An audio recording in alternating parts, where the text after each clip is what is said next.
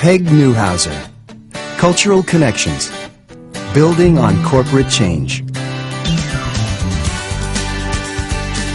To save time, fast forward to the section of your choice. About Peg Neuhauser. Peg Neuhauser has been in the business of management and organizational change for more than 18 years. As a consultant with degrees in both psychology and sociology, combined with a practical experience working in the corporate world, she brings a fresh perspective.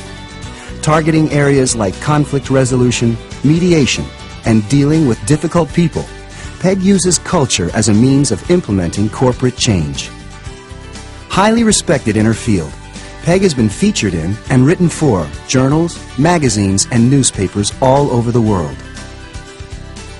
Culture.com, Building Corporate Culture in the Connected Workplace, was co-authored by Peg Neuhauser.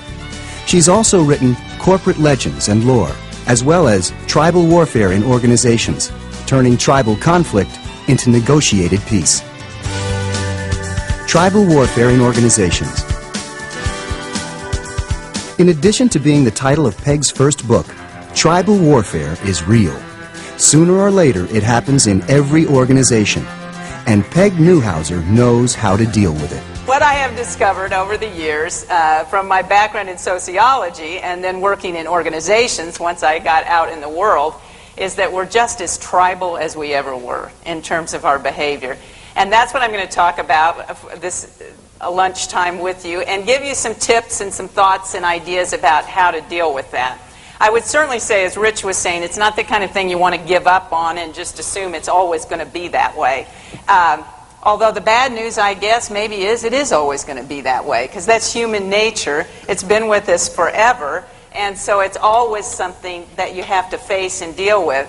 I think the solution, however, is not necessarily to ignore it, because it can get worse, frankly, if you do that, but just basically to kind of whittle away at it is often how I think of it. Is you're always trying to push as far as you can of creating some linkages and bridges between people, knowing that the reality is of how people are and groups are, there's always going to be a struggle, there's always going to be differences of opinion.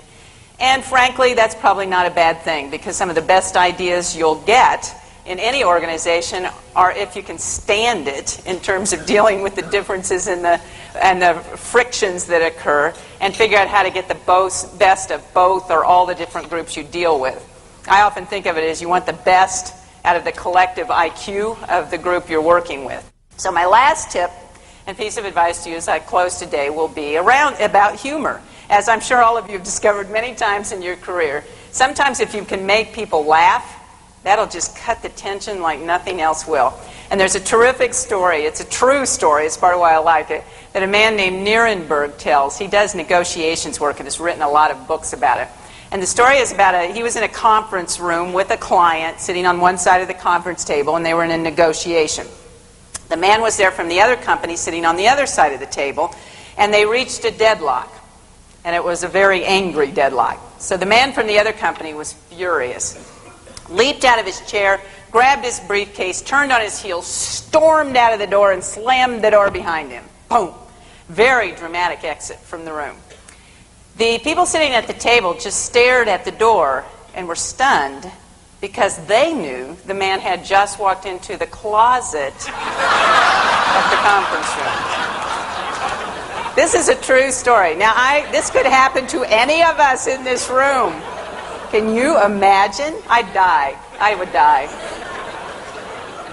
Well, they just sat there at the table stunned. Nobody said a word. You know, they were all just paralyzed, staring at the door, because there was no sound, no movement, nothing.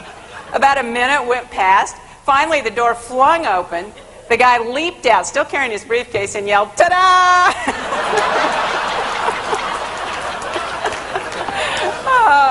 They all laughed. I mean, what else would you do? He came back over and sat down, and they reached an agreement in 10 minutes. True story. Culture.com. It's a clicks and mortar world. Traditional companies are constantly struggling to play catch-up.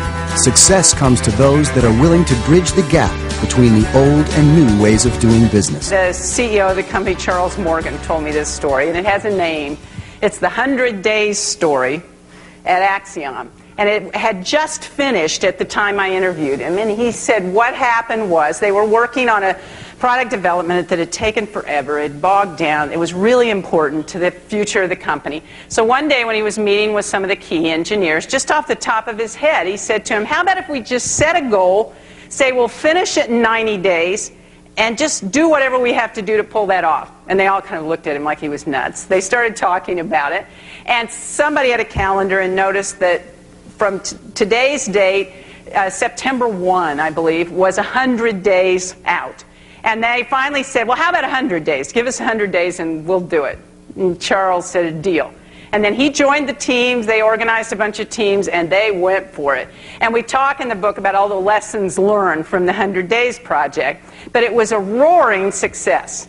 They accomplished it with their goal within 100 days, and the interesting thing, they accomplished far more than their goal, way more than the standards they set for themselves. In some of their processes, they took something like 98% of the steps out of processes that were involved. From an engineering point of view, is amazing, the descriptions of it. But he said the thing that was so important about culture is it caught on throughout the entire company.